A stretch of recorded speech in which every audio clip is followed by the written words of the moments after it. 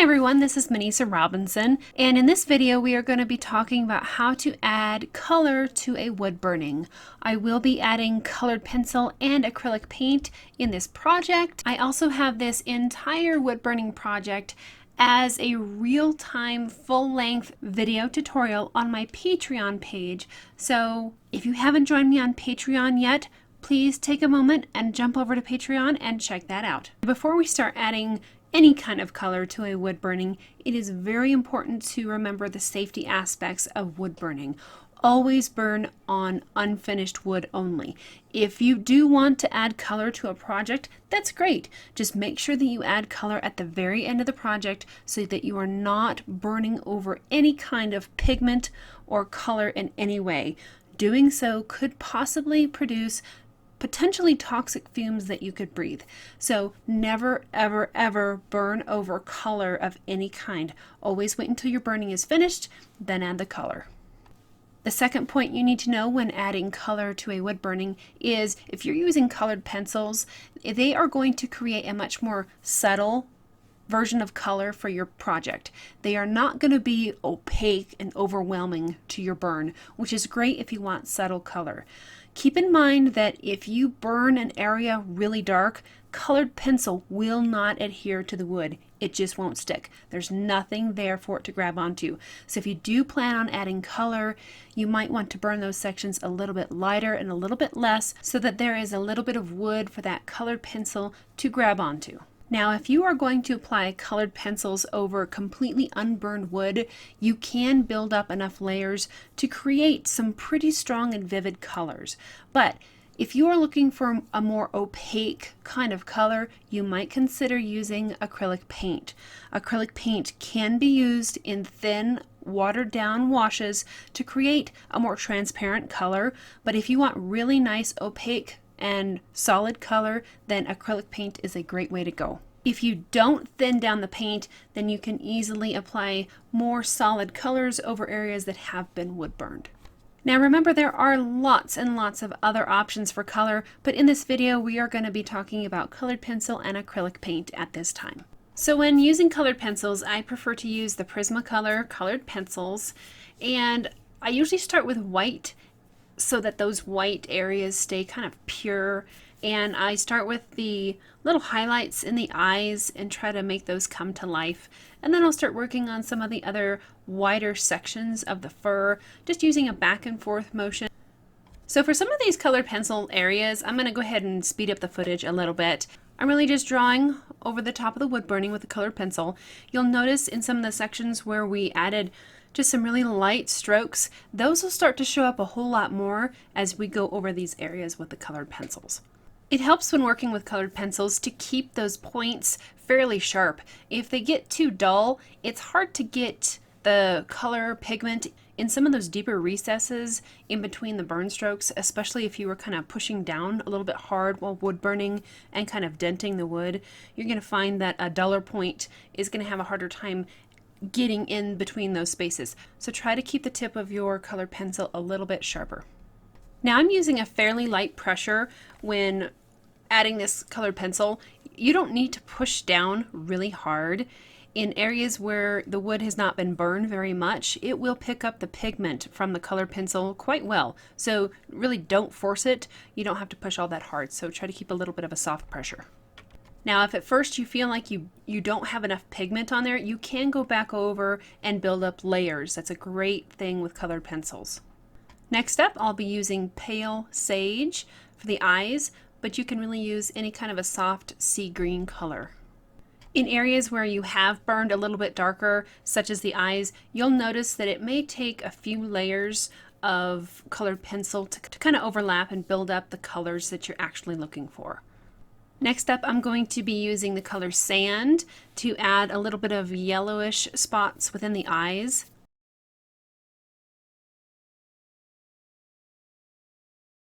Then I'll kind of go back and use that pale sage green color again and continue building up layers between the yellows and the greens in those eyes.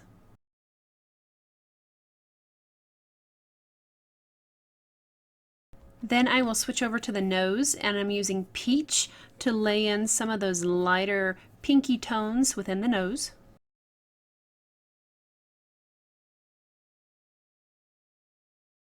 Then I'm going to add a little bit of white at the upper part of the nose for some lighter highlights before I move on to this nice pink called Blush Pink.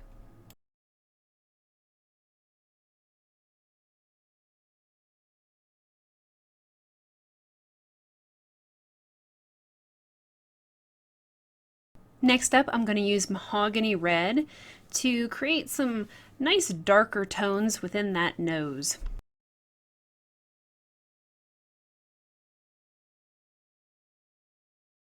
Now I feel like I might not have enough color on this nose, so I'm going to go back over with that Blush Pink and Peach color that we were using before.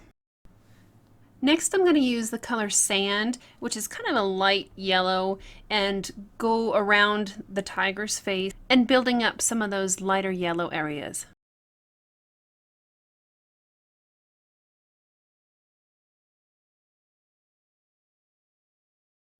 One of my favorite colors to use with wildlife is burnt ochre. It's very similar to the wood burning tones itself because it's brown, but it has this really nice kind of reddish tint to it that you'll see a lot in wildlife fur. Burnt ochre is a great color to use as kind of a base layer before we start building up some of those nice orangey reddish tones that you see with tigers.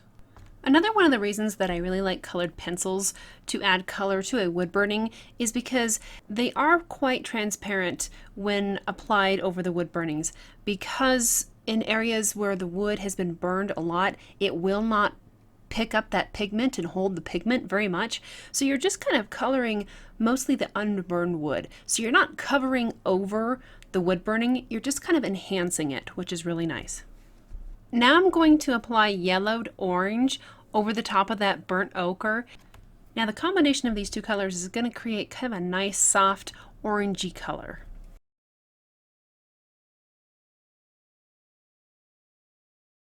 Next up, I'm going to add Tuscan Red to pull out some of those subtle reddish hints that are in certain sections of the tiger's fur.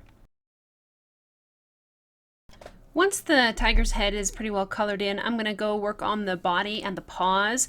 I'm going to start with white again and then continue working through those other remaining colored pencils that we used on the face and just building up the layers of color.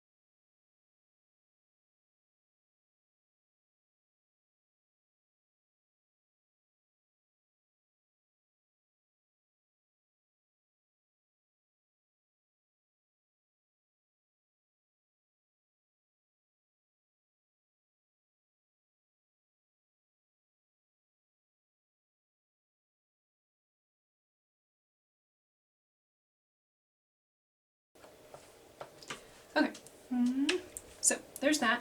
Doesn't super duper look like a Rio tiger? Really? Well, kind. What does it look like, a hamster? Okie dokie, so here we have the tiger with the colored pencil complete. If you want to stop here, I would just kind of put in some whiskers, maybe acrylic paint, as you see in the end of the video. But if you want to go ahead and have a little bit of fun, we are going to add acrylic paint to the background of this tiger, which this is the first time I've ever done this, and it was a little bit scary, but a lot of fun, and it turned out, I think, really cool. It was exactly what I was looking for, so I will definitely be trying this again. All right, so here we go. Oh boy, here we go. So for this acrylic paint, I am using Liquitex Basics, and I created a combination of light green permanent with cadmium yellow hue deep, and then I kind of darkened it up a little bit with dioxazine purple. Feel free to substitute the colors as you want. What we're looking for here is a really dark green. I would recommend against using black to darken up your green. It makes it a little bit too harsh. So I like to use something like an opposite color such as red or purple to make the greens darker without adding black, because black can really kind of dull up your artwork. Now I am painting directly onto the wood. I have not treated the wood or sealed it in any way. As long as I'm using just the paint, this is working fine. I'm not diluting the paint with any water or thinning it down. If I were to thin the paint with water, I'm afraid it's going to bleed and kind of transfer over accidentally onto my wood burning. So right now you want a little bit of a drier paint, and because wood is porous, it is really sucking the moisture out of this paint. So it is drying almost as fast as I'm putting it down, especially this first layer. Because the paint is drying so quickly, I would recommend mixing enough paint before you begin so that you can cover this whole area without having to mix a new batch of paint. And as you can see, I'm using a fairly large brush to kind of block in this background. My brush strokes are kind of this way and that way, really kind of random. You'll also notice that I'm trying my best to stay away from the tiger. I will switch over to a smaller brush to work in those more detailed areas in a little bit. And feel free to kind of vary the texture and the colors in the background a little bit. We don't want it all exactly one color. We want a little bit more light areas and some areas to be maybe a little bit darker. That will add a lot more interest to the background than if it was a single solid color. So be sure to include some lights and some darks in there, but keep it pretty subtle at this point. Also keep in mind that you do not have to have a lot of fancy supplies for this. I'm using a palette made out of just a plastic lid.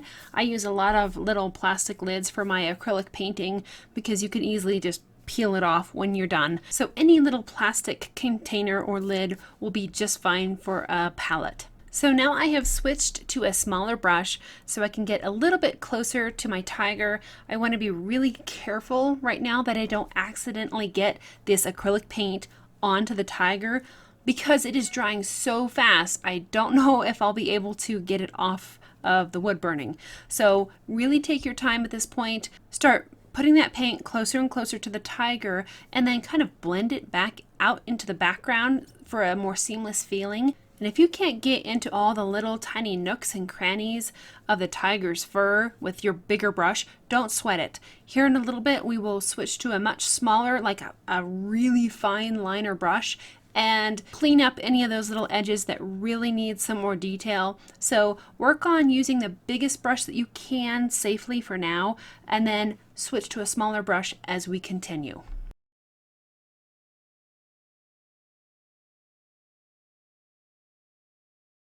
Okay, so now that we have most of that dark green background in place, it's time to kind of liven it up a little bit because it's too stagnant. So I'm going to mix a little bit of that light green permanent with the cadmium yellow deep hue and darken it just a little bit, maybe with some purple, and start laying in some lighter greens throughout the background. I'm going to keep it fairly random and smooth it out a little bit here and there with a big mop brush. Now, remember your paint is going to dry very quickly, so if you do want to soften it and smooth it out with that mop brush, you'll want to do so in smaller sections, because if you do a whole bunch at one time, then everything's going to be dry and your mop brush won't do a whole lot of good. So just add some interesting elements to the background. Try to keep everything kind of random. Just start developing a little bit more light and life in that background. Now, once I have more of an interesting background, I'm going to use a little bit of a lighter green. So I'm going to start putting in some brush strokes that look a little bit like leaves might look if the camera was out of focus.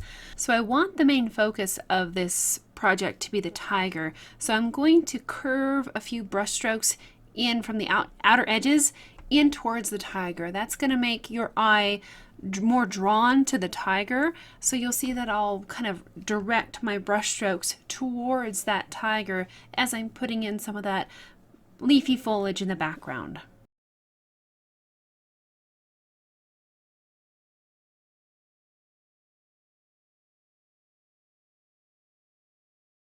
Okay, so I'm really pretty happy with the overall background, but I can see that I've kind of missed a few spots where the green background meets the tiger's fur. So I'm going to take a really small liner brush and carefully and slowly pull some of that dark green background into the fur of the tiger. Really take your time with this and create those nice little soft jaggedy edges along the tiger that mimic the actual feel of fur.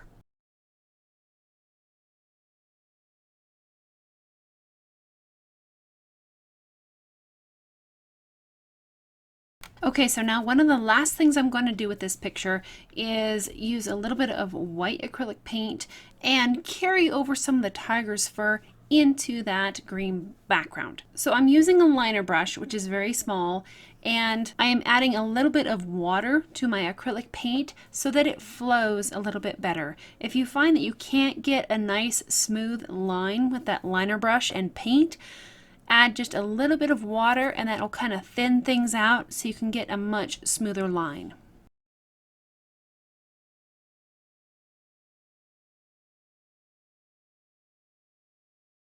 Okay, so the last thing I'm going to do with this picture is use a really fine liner brush with that acrylic and water-based mixture to paint in these whiskers.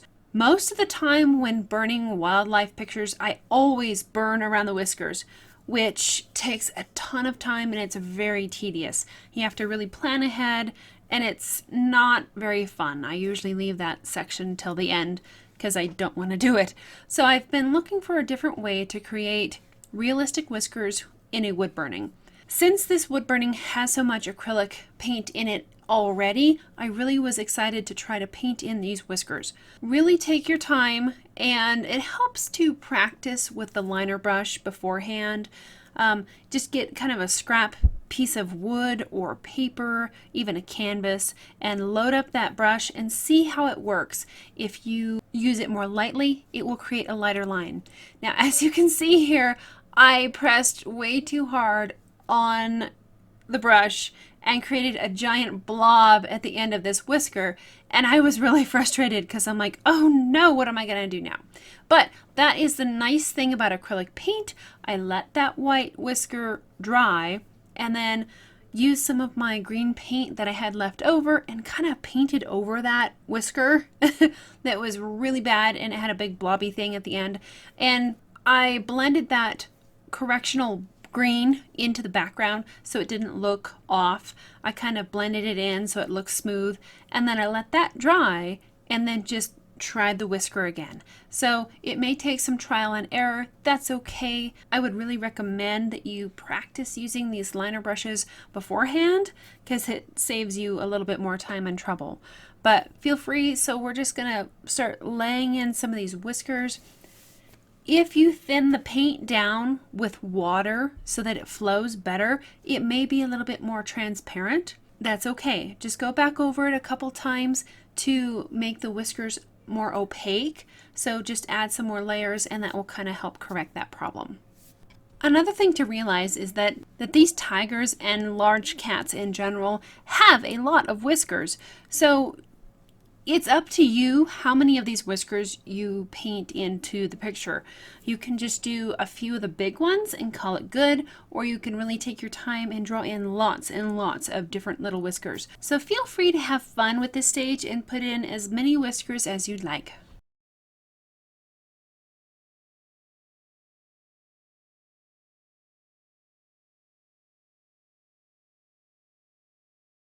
Okay, so this completes our tiger wood burning tutorial. Thank you so much for joining me with this project. It was a lot of fun. I learned a bunch of new things, and I hope that you did as well. So thank you again for joining me, and I will see you in the next video.